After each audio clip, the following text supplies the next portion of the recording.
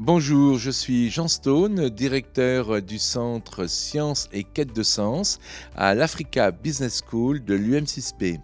Nous venons de faire nos deuxièmes rencontres découvertes et je vais maintenant poser quelques questions à l'un de nos intervenants, Raleb Benchek.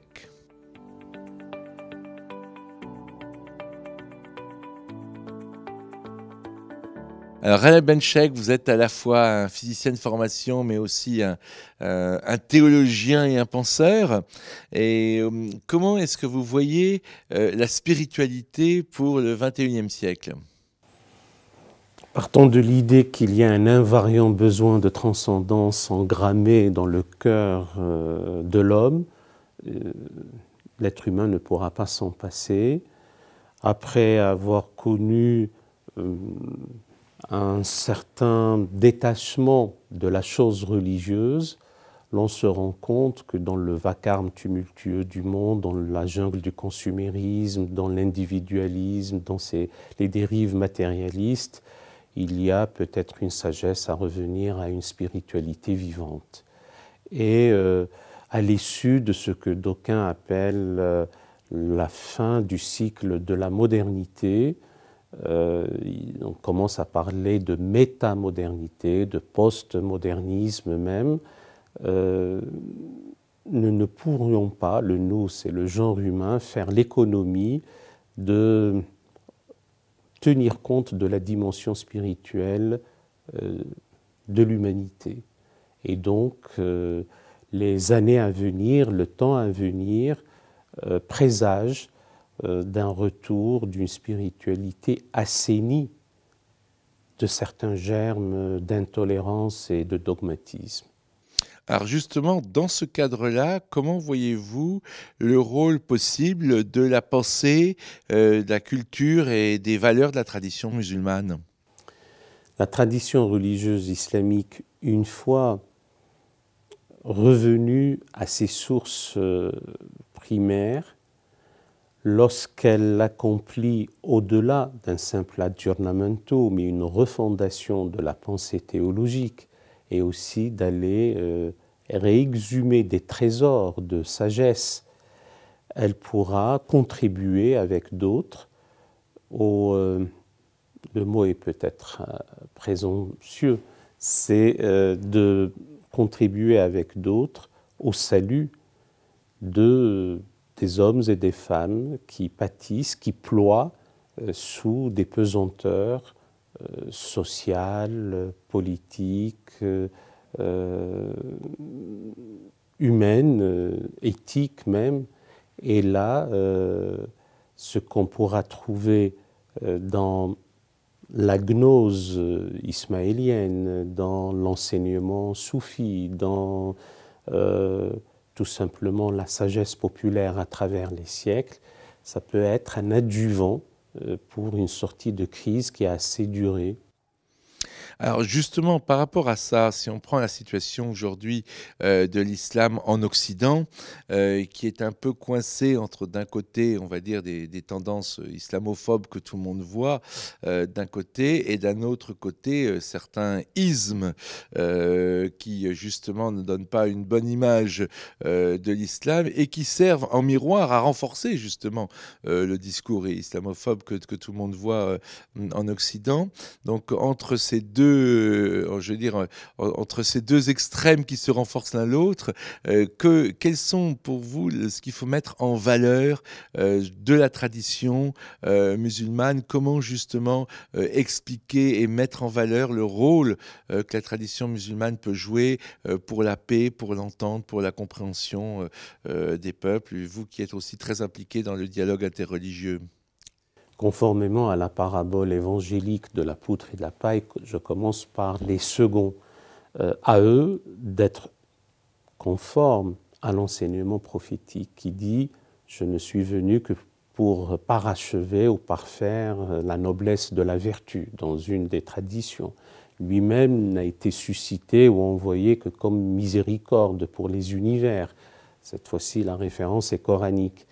Et donc, si au cœur de leurs préoccupations et de leur manière d'agir, il y a justement cette volonté d'être les meilleurs ambassadeurs au niveau de la vertu, de l'éthique, des principes émancipateurs et qui laissent place à la miséricorde, à la bonté, à l'amour, les choses iraient mieux. De l'autre côté, je fais une distinction entre l'ignorance et la méconnaissance. Lorsqu'on est ignorant et on se sait ignorant, on est dans une logique de vouloir apprendre. En revanche, lorsqu'on est victime de la méconnaissance, on est piégé par un double travers. On n'a pas envie d'apprendre parce qu'on pense qu'on connaît, et par définition, le savoir étant faux, et du haut de sa chair, de celui qui veut propager son savoir, qui, je le répète, est faux, on continue à propager beaucoup de poncifs, de lieux communs, de préjugés et des choses qui ne sont pas tout à fait exactes. Ce qui m'étonne, c'est que l'honnête homme, selon la définition des siècles derniers, en tout cas celle du XVIIIe, fait en sorte que même de nos jours, l'on trouve l'honnête homme occidental s'intéresser à juste raison à l'art chimo au Pérou. Il peut s'intéresser à l'art primitif africain. Il y a même un musée au Quai Branly dédié à cela. Il peut s'intéresser aux estampes d'Utamaru au Japon, et on le trouve ignare, voire réfractaire, à aller s'intéresser par exemple aux miniatures persanes.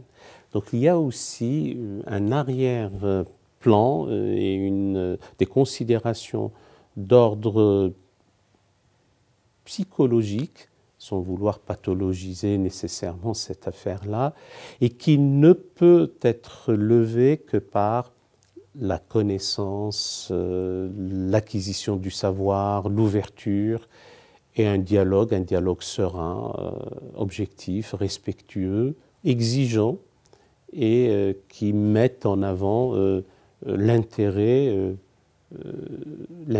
commun, le bien commun pour une société solidaire, fraternelle et prospère pour tous.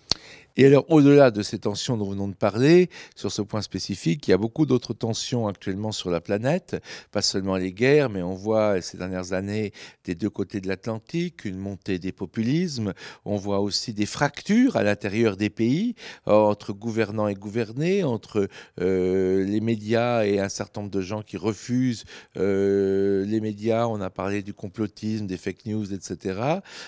Ça crée beaucoup de fractures qui ne sont pas seulement les fameuses fractures sociales dont on parlait, ce sont des fractures, je dirais, presque intellectuelles. Quelles sont les voies possibles pour essayer de réduire ces fractures-là? Je fais mienne la parole d'Hans Kung, qui nous a quittés récemment, de mémoire, la nuit du 6 au 7 avril. Le théologien, Hans Kung, 2021, il disait « Il ne peut y avoir de paix juste, durable, véritable entre les hommes et sur la planète s'il n'y a pas déjà une meilleure compréhension des références scripturaires des traditions religieuses et que les fidèles de ces traditions religieuses ne se mettent pas entre eux à promouvoir le bien commun qu'est en l'occurrence notre planète. Donc il parle d'un ethos planétaire. Et d'un point de vue, cette fois-ci, de la tradition religieuse islamique, il faut comprendre que, d'une manière imagée, la planète Terre, celle sur laquelle nous nous trouvons, est comme un cadeau de noces offert au premier couple originel. Et tel un bien chéri et précieux, il y a lieu de le transmettre aux générations à venir. Pour reprendre une parole encore connue, notamment d'Antoine Saint-Exupéry, nous ne faisons qu'emprunter justement cette planète à ces générations futures. Donc le souci de l'environnement, être sensible à la cause animale, qui, encore une fois, les gens peut-être ne le savent pas trop, qui ne sont que des communautés qui forment des communautés comme nous, comme la communauté humaine, sont là des voies indiquées pour ce qui concerne l'environnement et la crise climatique. En ce qui concerne les guerres et la violence, L'humanité, dans sa longue et lente maturation, est passée par 3 temps au niveau du droit. Le premier, c'est le jus ad bellum. À un moment donné, on dit qu'il y a un droit à la guerre, on ne peut pas rester comme ça, il faut y aller. Le deuxième est le jus in bello, c'est le droit dans la guerre. On fait la guerre, mais il y a quand même une sorte d'éthique. Et le troisième temps maintenant, c'est le jus contra bellum. On est en train d'élaborer un droit contre la guerre pour que la violence armée ne soit pas la solution pour résoudre les conflits qui peuvent se produire entre les groupes humains. Or, les groupes humains génèrent ou produisent des frictions. La meilleure façon de les aplanir, c'est d'en parler, de discuter, de dialoguer, etc. J'ai conscience qu'on est dans les vœux pieux, mais il vaut mieux les avoir comme point à l'horizon vers lesquels il faut tendre. Merci Raleigh Benchek. Merci à vous.